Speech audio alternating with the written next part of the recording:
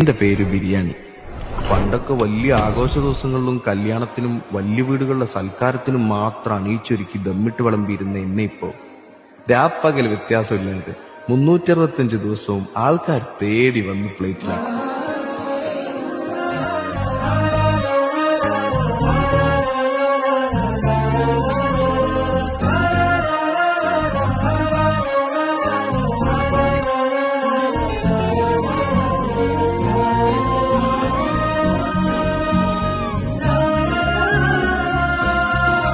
അവർക്ക് സന്തോഷം വന്നാലും സങ്കടം വന്നാലും ഇനിയൊന്നും വന്നില്ലെങ്കിലും എന്നെ ഇങ്ങനെ കുഴച്ച് ഇച്ചിരി തൈരും ലേശം മസാല മിക്സ് ചെയ്ത് ഇങ്ങനെ കണ്ണും പൂട്ടി അങ്ങ് സേവിക്കും.